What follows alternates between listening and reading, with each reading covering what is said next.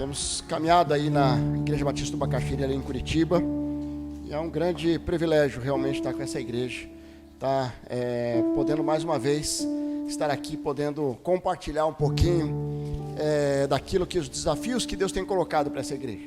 Eu estou olhando os movimentos e Deus tenho caminhado aqui com Abraão e tenho visto como Deus tem realmente impactado essa igreja, como Deus tem gerado um movimento muito especial, e eu vejo a graça de Deus, o cuidado de Deus preparando para o novo tempo,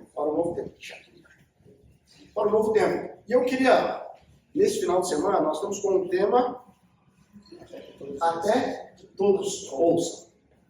Até que todos ouçam, tá?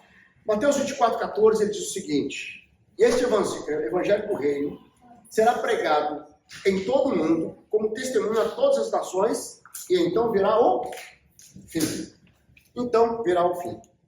Quando nós entendemos que temos um chamado primordial de fazer discípulos, de compartilhar do amor de Jesus, de ser um discípulo de Jesus, eu acho que a primeira pergunta que eu preciso fazer, eu queria compartilhar com vocês por que nós precisamos pregar o evangelho? Por que nós precisamos discipular? Por que nós precisamos fazer discípulos? Podemos falar assim, puxa, é uma ordem de Jesus, né? Jesus, ele deu a ordem ali, vão e façam discípulos, Mateus 28:19. Então eu faço discípulos, mas por que nós precisamos fazer discípulos? E aí eu preciso, para nós alinharmos tudo que nós vamos conversar nesse final de semana, eu queria ter a liberdade de poder fazer uma retrospectiva da nossa caminhada como humanidade. E aonde nós estamos hoje, como é que nós podemos olhar para todos os desafios que Jesus tem colocado diante de nós. Primeiro, quando nós pensamos no homem, o homem foi criado à imagem e semelhança do Criador. Gênesis 1:26-27, nós somos criados à imagem e semelhança. O homem foi criado sem ter a morte, sem ter doenças, enfermidades, era uma vida plena, uma vida absoluta. Só que, Gênesis 3, o que acontece? A queda. A queda do homem, a desobediência, gerou a separação entre Deus e o homem. E entre eles um grande abismo. E ali agora o homem tem a morte, agora ali o homem tem a enfermidade, agora ali o homem tem várias limitações, o pecado se instalou nesse mundo. E agora o homem já nasce com uma natureza pecaminosa.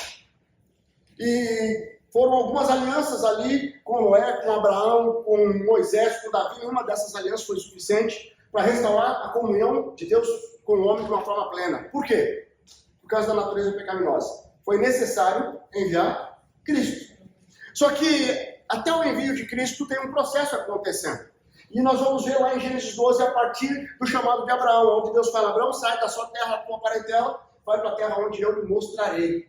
E ali ele designa Abraão para sair da sua parentela. Nós sabemos que ele leva um sobrinho com ele, tem as consequências da desobediência ali também, de não cumprir integralmente aquilo que Deus tinha estabelecido para ele.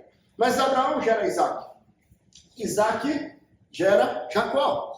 Jacó era o enganador, ele tem ali uma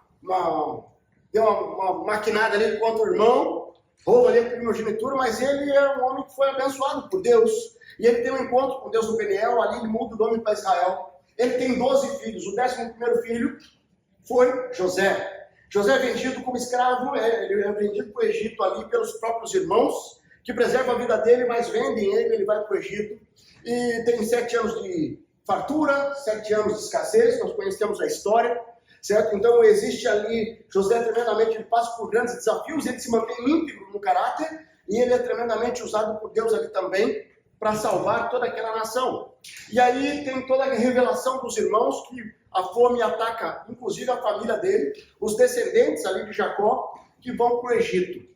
E ali se reencontram com o irmão, e nós sabemos que eles ficam ali aproximadamente 400 anos no Egito, até que Deus levanta Moisés, 430 anos. Moisés, que era um escravo, mas ele nasce no contexto de escravidão, mas só que ele é criado no contexto do palácio, né? Então, quando ele é encontrado pela filha do faraó no rio Nilo, que a mãe dele coloca ali diante, visando preservar a vida dele dentro do decreto do faraó naquele momento, ele cresce no palácio, ele tem uma vida diferente dos demais irmãos, ali, dos israelitas que estavam ali na escravidão, e ele é levantado por Deus para poder libertar o povo. Nós sabemos isso também, quando ele mata o egípcio, ele simplesmente vai, foge, e no Monte Sinai ele conversa ali com Deus através de uma sarça ardente.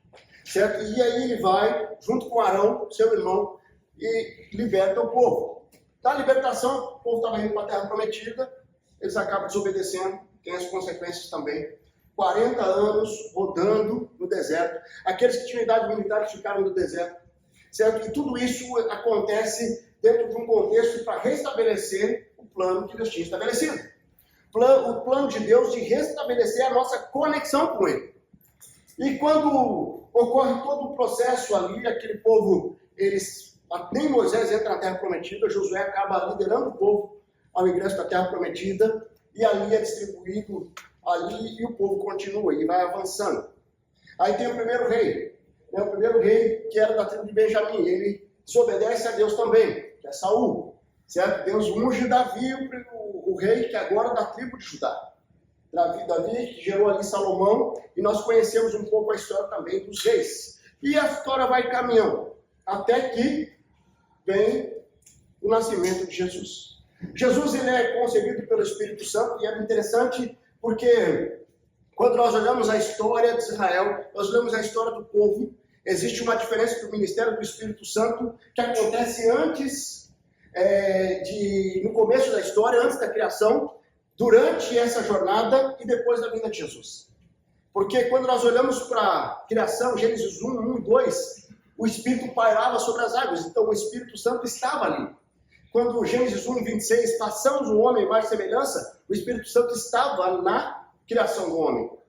Certo? E quando nós olhamos ali, Êxodo 23, o Espírito Santo ele descia, ele era entregue para um propósito específico. Êxodo 23 ali foram para os artesãos que iriam fazer o tabernáculo, que iriam estar construindo um local aonde seria o templo, e dentro estaria a Arca da Aliança, alguns elementos ali era a presença de Deus.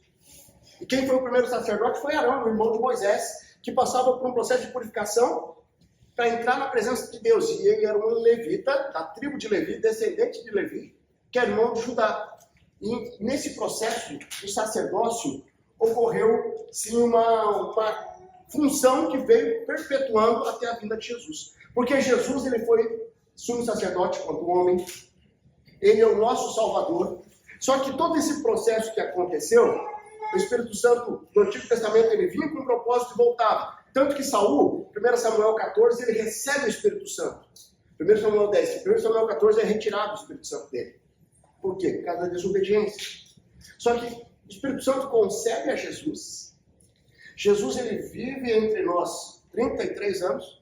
Ele sopra ali o Espírito Santo em alguns discípulos. E em João 16:8 ele promete que enviaria o Espírito Santo para convencer o mundo do pecado, da justiça e do juízo. Certo? E ele morre, ele ressuscita, ele volta ressurreto 40 dias, e ele sobe aos céus, e antes de subir aos céus ele deixa o chamado primordial: vão e façam discípulos.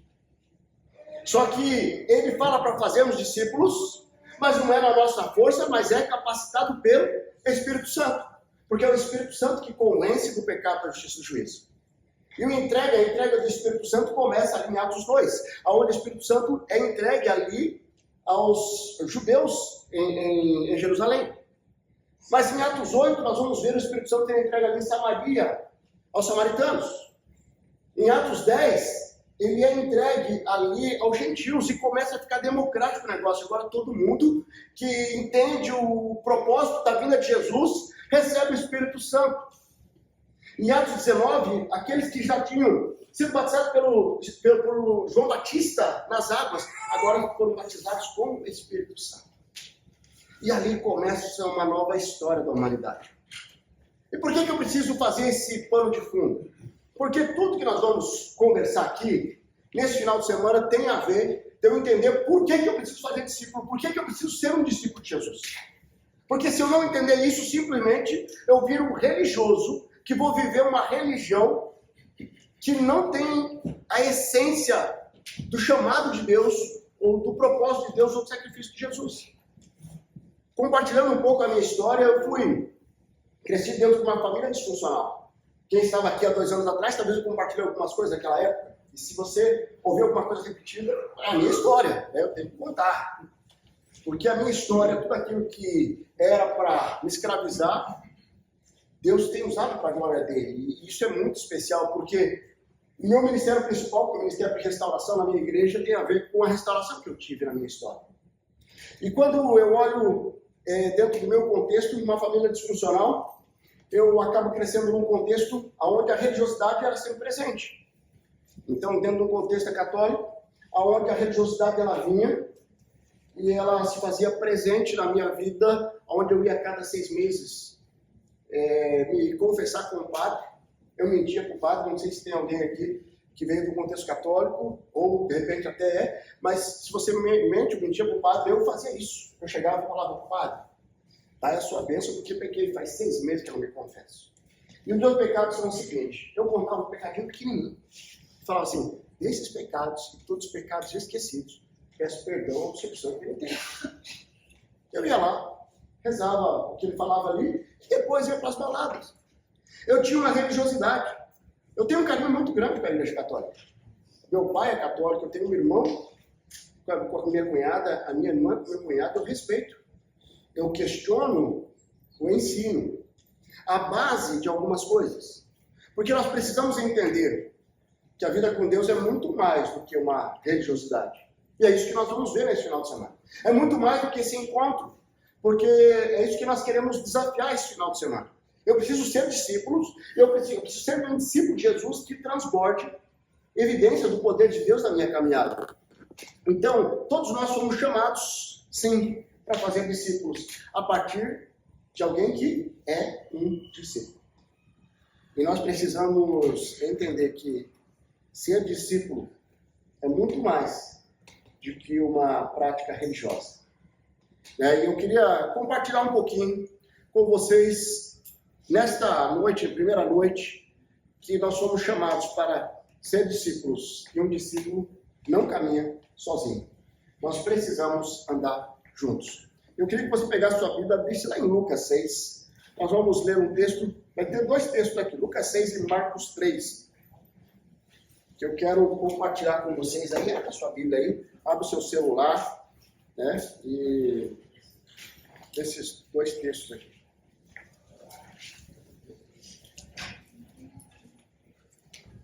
Lucas 6, 12 e 13, eu estou lendo na NVI, ele diz o seguinte: num daqueles dias, Jesus saiu para o monte a fim de orar e passou a noite orando a Deus. Ao amanhecer, chamou seus discípulos e escolheu 12 deles, a quem também designou como apóstolos.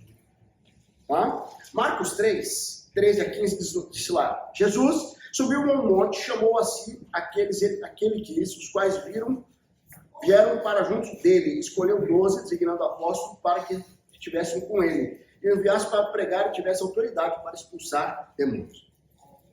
O que nós vemos aqui? Jesus, no início do seu ministério, ele começa a caminhar, é interessante porque ele cresce, ele vai se desenvolvendo, ele se torna um homem adulto, e mesmo assim o ministério dele não estava pronto para iniciar.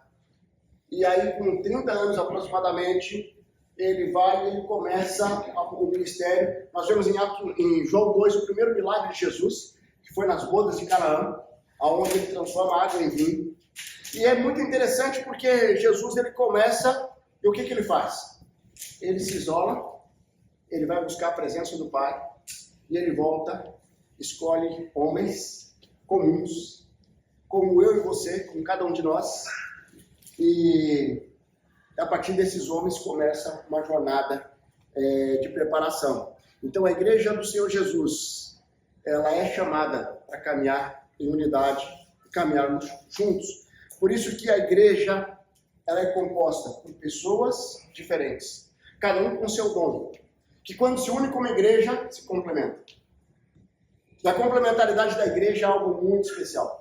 Por isso que nós não temos como caminhar sozinhos. Nós não podemos caminhar sozinhos. Não tem como eu ter igreja sozinho na minha casa. Não tem. Tá? Os dons diferentes, eles existem para que haja complementaridade. Eu não toco nem um décimo do que o Mauro toca aqui. Ele canta. Ele leva a igreja uma adoração de uma forma tão especial. Certo? Eu não tenho essa capacidade. Eu não tenho esse dom. certo? Mas quando nós dois estamos juntos, ele levou a igreja a adorar e eu estou aqui pregando. Nós temos dons que se complementam, embora o Mauro pregue também, certo? Mas eu não canto, então ele está em vantagem. Né? Ele prega e canta, eu só prego. Mas sabe, quando nós pensamos nessa dimensão do discipulado, de caminhar juntos, de não caminhar sozinho, nós estamos olhando, nós temos que olhar para Jesus e entender que cada um de nós tem um dom. Quando nós nos unimos para caminharmos juntos através dos dons, através da intimidade com o Espírito Santo, nós crescemos juntos. Certo? E por que quando nós olhamos para os dons, né, espirituais, quem tem dom espiritual? Deixa eu fazer uma pergunta. Todo mundo tem dom? Sim ou não? Sim? Sim? Então tá bom. Todo mundo é filho de Deus? Sim? Sim ou não? Sim, não, sim, não. Será? Sim, não. Então vamos lá. Então vamos alinhar isso aqui. Primeiro, João 12 fala o seguinte: que aqueles que creram e receberam, Deus lhes direito se tornarem filhos. Então todo mundo é criatura, criada por Deus. Filhos é aqueles que reconheceram Jesus como Senhor e Salvador. Tá? Então aqueles que entenderam o sacrifício de Jesus, aquele que entendeu a salvação. Romanos 10:9, se você confessar com a sua boca que Jesus é o Senhor e que no seu coração que ele ressuscitou dentre os mortos, você será salvo. Bom, tá? Então todo mundo é criatura. Então, e existe uma diferença entre a habilidade natural e o dom espiritual. O dom espiritual, um dos requisitos para receber o dom espiritual, quem entrega é o Espírito Santo. Então nós precisamos aceitar a Jesus. Efésios 1:13 fala que quando nós aceitamos a Jesus, nós temos um selo, o selo do Espírito Santo.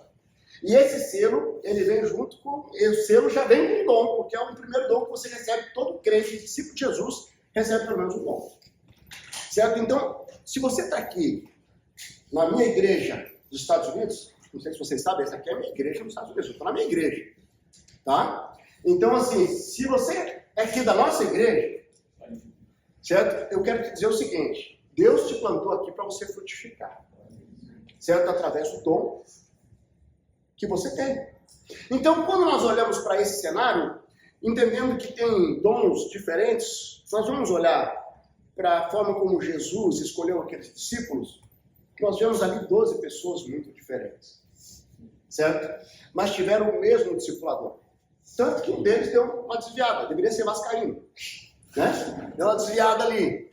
Né? Mas o que acontece? Os outros 11, depois veio Matias, eles reproduziram dentro da sua característica, dentro do seu, mas eles cumpriram aquilo que Jesus determinou. Então, quando nós olhamos para esse cenário, eu preciso olhar para o exemplo de Jesus, como ele escolheu os discípulos, e olhar dentro da perspectiva, qual foi a experiência de Jesus ao escolher os discípulos, e como os discípulos aprenderam com Jesus e reproduziram, e que nós somos desafiados a reproduzir. E o primeiro destaque que eu coloco aqui, olhando para esse texto que lemos, é que o discipulado, para que possamos crescer no discipulado e no cumprimento daquilo que Jesus pede para nós, nós precisamos viver o transbordo do secreto. Nós precisamos viver uma consequência daquilo que nós vivemos no secreto. O discipulado começa no secreto. Tanto que Lucas 6:12 diz lá: num daqueles dias, Jesus saiu para o monte a fim de orar e passou a noite orando. Queridos, tudo começa com a intimidade com Deus. Tudo começa no quarto secreto. Porque às vezes eu estou querendo trazer pessoas para a igreja, mas eu não vivo um verdadeiro discipulado no meu trabalho, aonde eu estou. Eu simplesmente estou vivendo uma religiosidade, porque o meu caráter ou as minhas decisões, elas são totalmente vulneráveis e são baseadas nas circunstâncias e não na conveniência e não na convicção daquilo que Deus colocou para mim. Então, caminhar como discípulo deve começar no secreto. Existe uma diferença muito grande entre você ter uma intimidade e você ter uma interação. Você pode ter interação com seus filhos. Você pode ter interação com a sua esposa e não ter intimidade. São coisas muito diferentes. Quando eu caminho com a Angélica, nós temos regularmente nosso tempo de qualidade juntos. O que eu estou desenvolvendo? Intimidade. O nosso coração está conectado. Nós podemos estar num ambiente cheio de pessoas, acontece alguma coisa, eu olho para ela, ela sabe o que eu pensei, você deu atenção. Porque existe intimidade. Eu com os meus filhos, nós temos intimidade, porque nós caminhamos juntos. Temos tempo de qualidade. A minha filha e o meu filho, separadamente, no último domingo, eu e a Fernandinha pregamos na igreja, no Dia dos Pais. Privilégio de pregar com a minha filha à noite falando sobre discipulado em família.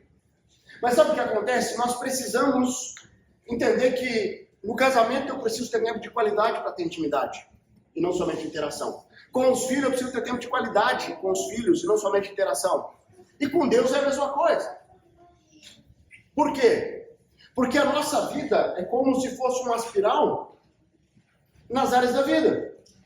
Você não fica parado, você não fica parado. Se você parar de ler a palavra, de buscar a presença de Deus, você vai começar a crescer na intimidade. Vai começar a desconectar. E você precisa voltar a crescer o quanto antes, porque senão você vai cair. Na tua intimidade com o seu cônjuge, no teu casamento, para de investir no teu casamento. Só pare de investir, pare de ter tempo de qualidade com a tua esposa, com o teu esposo. Você vai ver que teu casamento vai se desconectar, vai cair. Tem pais perdendo o coração dos filhos porque parou de investir. Eu estou tão focado no meu trabalho que eu parei de investir na vida dos meus filhos. Então a intimidade é fundamental e nós vamos ver aqui Jesus, antes de escolher os discípulos, ele vai na presença do Pai. Tinha tanta gente com mais conhecimento. Tinha gente que conhecia muito a palavra. Aqueles mestres da lei, conheciam os livros da lei. Mas não tinha um coração alinhado. Deus está mais interessado num coração quebrantado diante dele do que simplesmente de alguém que tenha muito conhecimento da palavra. Tem gente que acha que não pode evangelizar porque não conhece muita palavra. Como assim? Como assim? Nós conhecemos ali o texto da mulher samaritana, o encontro de Jesus em João 4. Ele está ali, aquela mulher samaritana, vem, ela é restaurada. Mas só que Jesus faz uma afirmação no versículo 23, 24. Ele diz assim: no entanto, está chegando a hora que de fato já chegou, em que os verdadeiros adoradores adorarão o Pai em espírito e em verdade. São esses adoradores que o Pai procura. Deus é espírito e é necessário que seus adoradores o adorem em espírito e em verdade. Queridos, nós somos desafiados a fazer discípulos, somos desafiados a dar evidência do poder de Deus, e nós precisamos começar com o nosso nível de intimidade com o Pai. Se eu não tiver nível de intimidade com o Pai, simplesmente eu vou estar vivendo uma religiosidade aparente, batendo no peito dizendo que eu sou um cristão, mas eu não tenho evidência, nem marca de um cristão. Certo? Então, a intimidade é a primeira coisa que vai impactar a vida das pessoas com quem você se relaciona e que vai olhar para você e falar assim: eu quero conhecer esse Jesus. Eu quero caminhar com esse Jesus. Amanhã nós estaremos falando um pouco mais sobre isso, sabe? Mas o que nós precisamos entender? Que Jesus, ele veio ao mundo, se fez homem como nós, deixou um padrão, certo? Jesus, ele deixou esse padrão para que nós pudéssemos seguir. Por que Jesus precisou vir como homem? Quando eu olho para a palavra, eu chego a uma conclusão. Seria muito mais difícil nós crermos num Deus que nunca sentiu as dores que nós sentimos. Jesus se fez como homem, ele se fez igual a nós, né? Filipenses 2 fala sobre isso. E ele se autolimitou e se fez homem. Semelhante ao homem. Semelhante a nós. E ele foi 100% Deus, 100% homem. Ele teve fome. Ele foi tentado.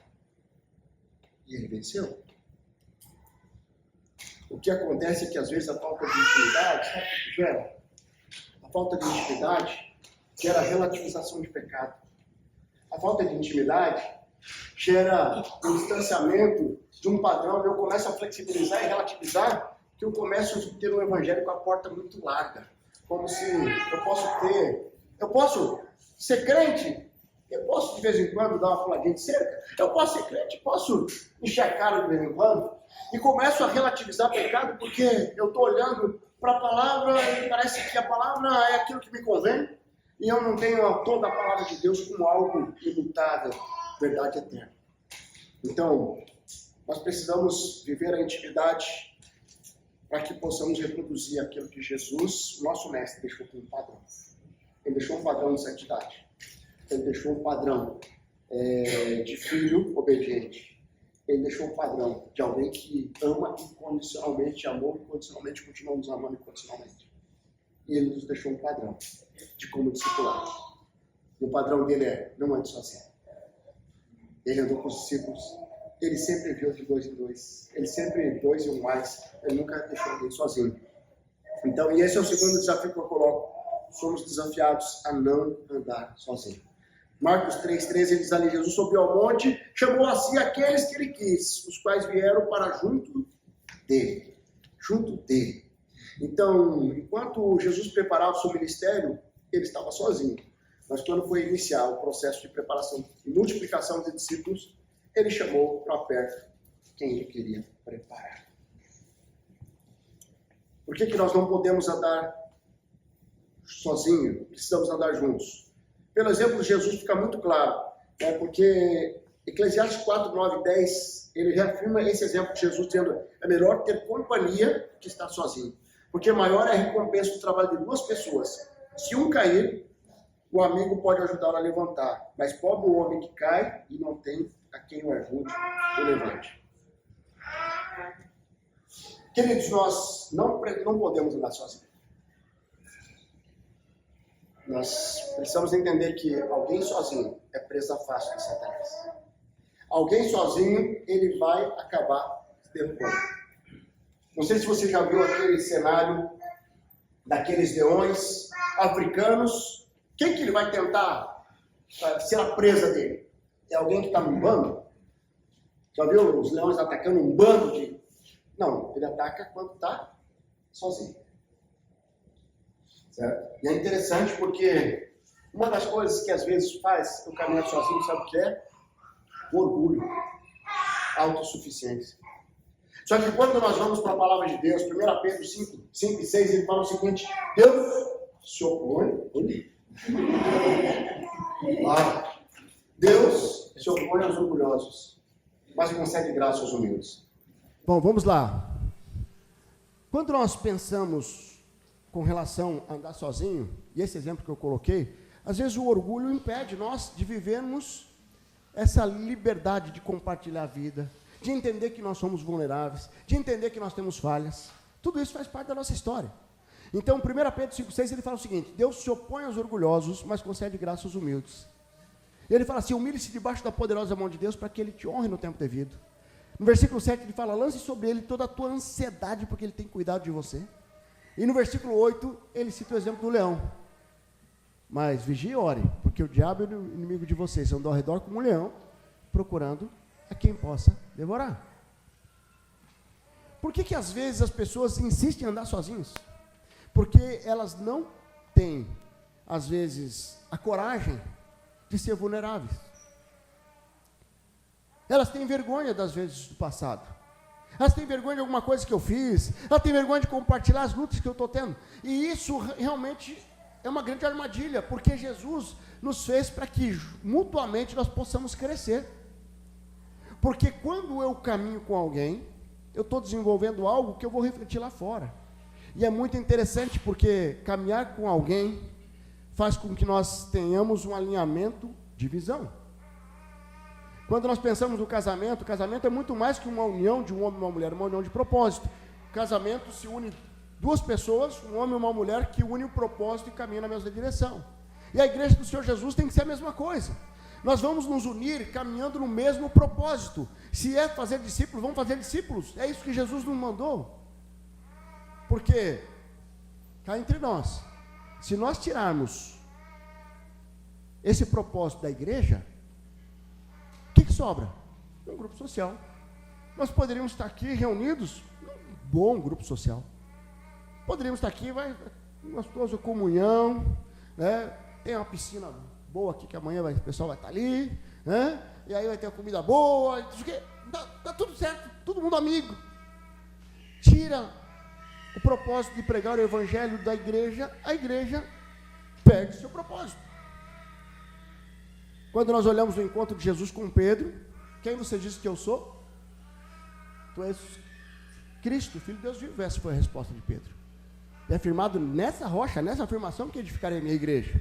Então, quando nós olhamos o chamado de fazer discípulos é a essência da igreja. Isso nos une. Então, quando nós caminhamos juntos, nós vivemos uma sinergia para avançarmos para o lado de fora. Porque nós nos fortalecemos aqui dentro, impactamos do lado de fora.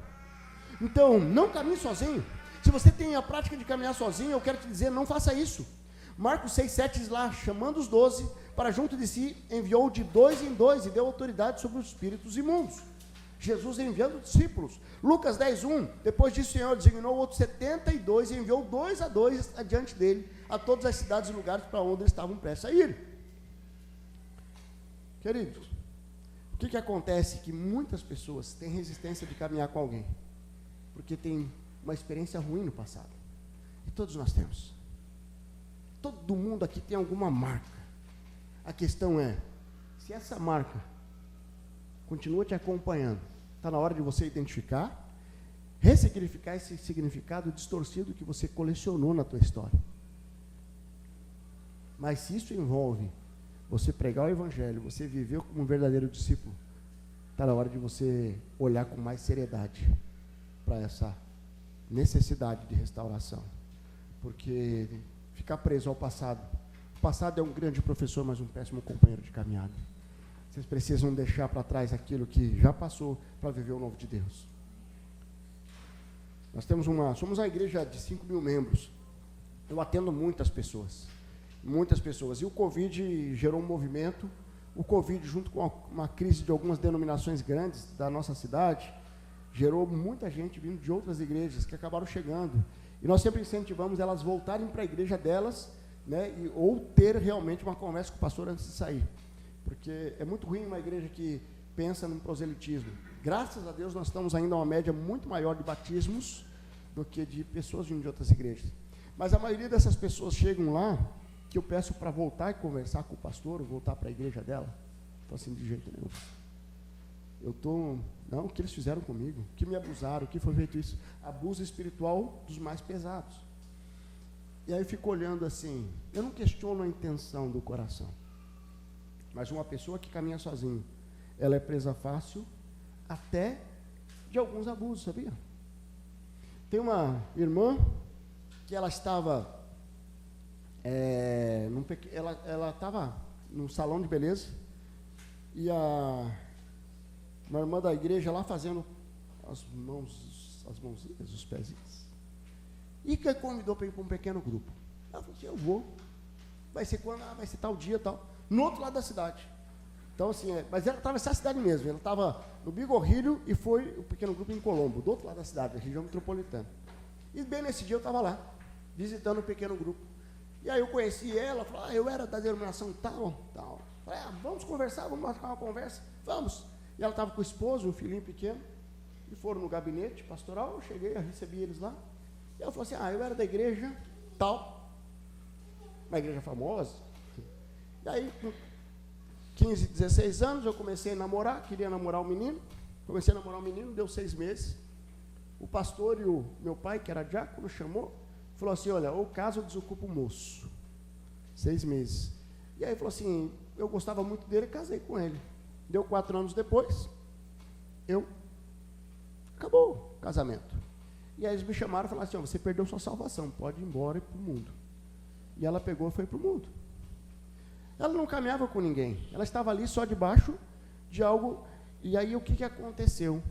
Ela foi para o mundo, ela conhece o marido, só que ela tinha o Espírito Santo. Ela não conseguiu ir para o mundão, ela foi para o mundo. Ela tentou ir para as baladas, mas não conseguia, não sentia bem, ela tentou se envolver, porque o Espírito Santo estava ali, incomodava ela. E ela casou com o marido e tal, mas estava distante da conexão com o corpo. E a hora que eu peguei, expliquei para ela o que é a salvação é pela graça, mediante a fé. Eu coloquei a diferença de uma igreja e uma seita, onde a seita é tudo aquilo que acrescenta algo à salvação. Se você está numa denominação que fala assim, olha, você para ser salvo tem que aceitar Jesus e fazer mais isso, e fazer mais aquilo, certo? Acrescenta alguma coisa, isso não é uma igreja genuína, certo? Você não tem, usos e costumes não mexem na salvação. Se ficar com a perna cabeluda, não sei o que, tá, mulher, não sei o que, tá, não tem problema, né? Desde que não mexa na salvação.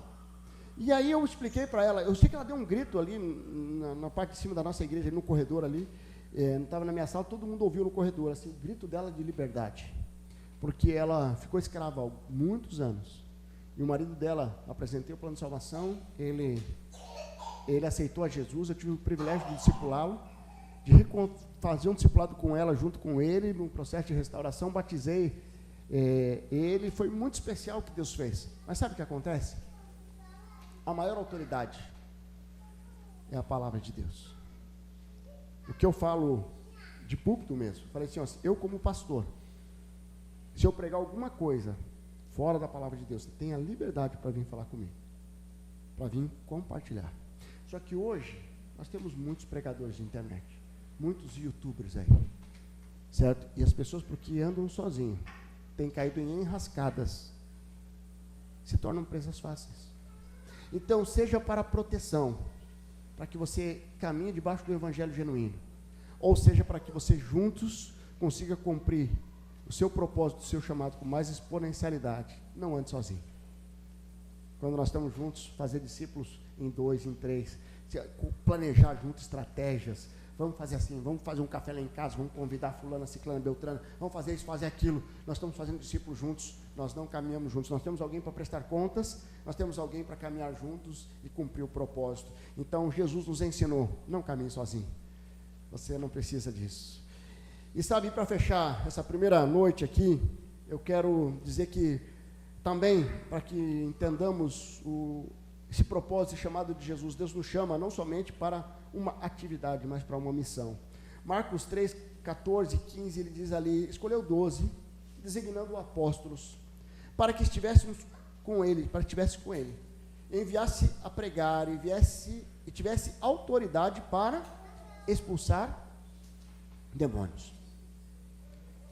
Sabe, tantos motivos Jesus poderia ter colocado aqui como destaque, mas ele coloca a expulsão de demônios. Por que será?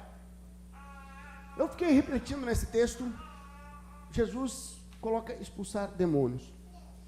E talvez você tenha aqui uma visão que expulsar o demônio é aquilo que acontece lá em algumas denominações televisivas aí, onde começa a conversar, e aí, fala grosso, né? Será que é isso? Quando nós falamos em expulsar demônio, eu falo lá que lá na nossa igreja nós temos um culto de cura e libertação batista. Eu estava conversando com o marido da Letícia ali, o Vini. Aí ele falou assim, mas como é que é? Como é que é um culto de cura e libertação batista? Eu falei assim, bom, o culto de cura e libertação batista é um culto que não foca no desencapetamento. Não, é na restauração. Então, assim, nós precisamos entender a forma como Satanás age e como ele aprisiona. Então, assim, aqui quando Jesus fala que vocês têm autoridade para expulsar demônio para gerar liberdade, Satanás ele pode agir através da opressão, da possessão, da obsessão, da tentação, as formas de atuação dele para tentar aprisionar um discípulo de Jesus, para aprisionar todo mundo, mas ele tenta principalmente fazer cair um discípulo de Jesus. Existe uma resistência natural, porque nós temos uma dimensão espiritual onde existe uma batalha espiritual. Lá em Efésios 6, a nossa luta não é contra carne e sangue, mas contra os principados e potestades do ar. Então nós precisamos entender que existe uma luta espiritual acontecendo. E por isso que você às vezes tem tanta resistência de falar de Jesus, de compartilhar o evangelho, porque essa luta espiritual ela é constante. Eu estou aqui, espero não cair nesse fio aqui. Me perdoa, mas eu ando para lá e para cá. Mas sabe, nós precisamos entender que Jesus, ele nos deixou uma autoridade. Atos 1:8, foi dado a toda a autoridade dos céus e da terra. Vão e façam discípulos. Vão e façam discípulos. Então, nós precisamos entender que Jesus, ele está interessado sim na sua vida. Ele está interessado no seu propósito. E ele quer também usar a sua vida para ser canal na bênção, canal de bênção na vida de outros. E às vezes nós achamos que demônio é só aqueles que vêm lá do centro de Umbanda, não é verdade? Mas não é não. Deus tem escravizado muita gente dentro das igrejas. Deus não, Satanás. Misericórdia. O senhor sabe, né, senhor? As palavras me fazem delirar. Mas sabe o que acontece? Tem um jovem da nossa igreja, muito precioso. Tem o privilégio hoje, está casado, uma bênção. Mas ele cresceu dentro da igreja, cresceu. Não na nossa igreja, numa outra igreja muito boa, muito centrada na palavra. E ele veio para a nossa igreja, ele estava ali e tal. E ele participava lá de um teatro, e de repente, no final da última apresentação de um dos principais teatros da nossa igreja, que é a Páscoa, ele fica possesso. Ele fica endemoniado. Aí eu sou o pastor da libertação, vieram me chamar, né, não sei porquê.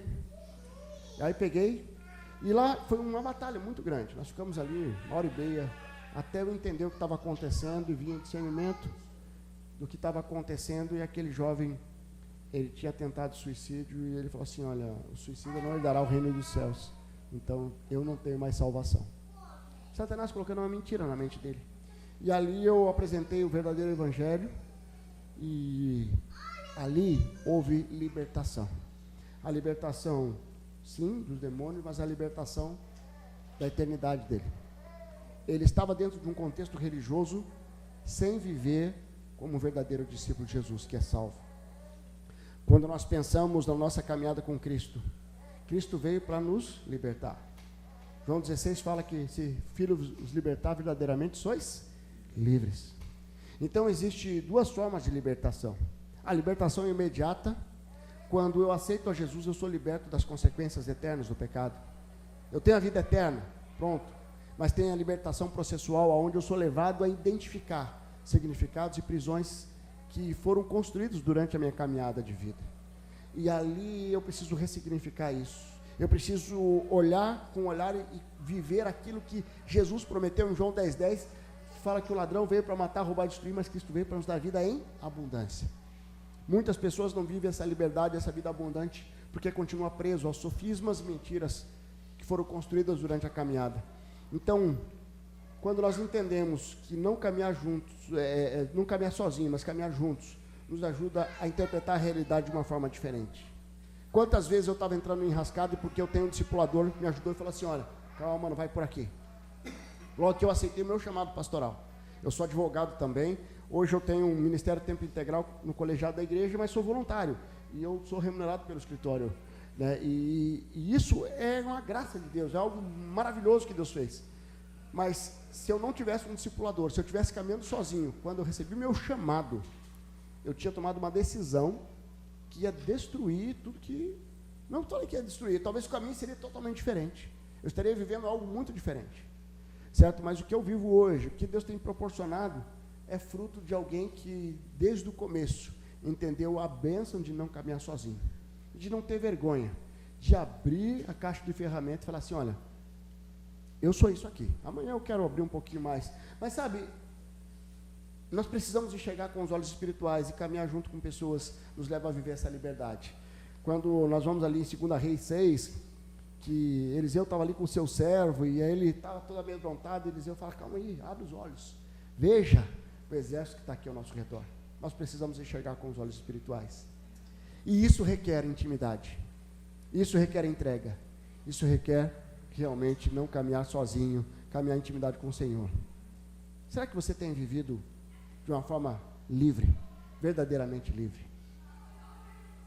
Será que você tem caminhado com Jesus com um propósito alinhado com Ele? Eu quero desafiar nessa noite, primeira palavra desse retiro: não caminhe sozinho. Deus te chama para viver um tempo novo com o Senhor. Amém? Queria que você fechasse seus olhos. Eu quero trazer alguns desafios aqui. Nós fomos desafiados através dessa palavra, que Jesus nos deixa aqui de uma forma muito clara, que primeiro, nós precisamos caminhar um discipulado partindo do secreto com o Pai. Segundo, nós somos desafiados a não andar sozinhos, a caminhar com alguém, uma caminhada discipular. Entendendo que Deus nos chama não somente para uma atividade, mas para uma missão de ser canal de bênção para levar outras pessoas a viver a liberdade que Deus prometeu a nós e que Deus nos dá de graça, pela graça mediante a fé. Então eu queria nessa noite, queria que todos ficassem de olhos fechados, eu queria que você tivesse com o teu coração bem sensível. Eu quero trazer alguns desafios para você. De repente você está aqui hoje, nessa noite, e você nunca entregou genuinamente a sua vida ao Senhor. Você nunca entregou seu coração ao Senhor. Você nunca fez uma oração de entrega. Eu queria desafiar você a fazer isso nessa noite. Se você está aqui nessa noite, você precisa hoje entender um pouco mais o que é esse encontro com Jesus, o que é ter o Espírito Santo habitando no teu coração, o que é aceitar Jesus realmente e caminhar com Ele. Eu queria fazer um desafio para você, aonde você está no seu lugar, orar e colocar diante do Senhor, dizendo: Senhor Jesus, eu reconheço que eu sou pecador, eu reconheço que eu sou pecadora, eu quero pedir perdão dos meus pecados, eu quero entregar a minha vida ao Senhor, eu quero reconhecer o Senhor Jesus como meu único Senhor e Salvador. Eu entendo que Romanos 10:9, a palavra nos desafia a reconhecer que o Senhor Jesus é o único Senhor, que no meu coração eu preciso reconhecer que o Senhor Jesus ressuscitou dentre os mortos. Isso me dá acesso à salvação. Eu quero entregar minha vida em tuas mãos, ó Deus. Eu quero entregar a minha vida totalmente em suas mãos, em nome de Jesus. Obrigado por ter acompanhado essa mensagem até o final. Se ela te edificou, nos deixa saber aqui através dos comentários, ou encaminha essa mensagem para outras pessoas, para que elas também possam ser edificadas em nome de Jesus. E nós temos um pedido a te fazer: se inscreve aqui no nosso canal, vai lá agora e se inscreve aqui no nosso canal, ativa o sininho das notificações, assim você sempre será informado quando a gente subir algum conteúdo aqui de pregação da palavra de Deus. Nosso desejo, nossa oração é sermos canal de bênção na tua vida. Que Deus te abençoe, em nome de Jesus.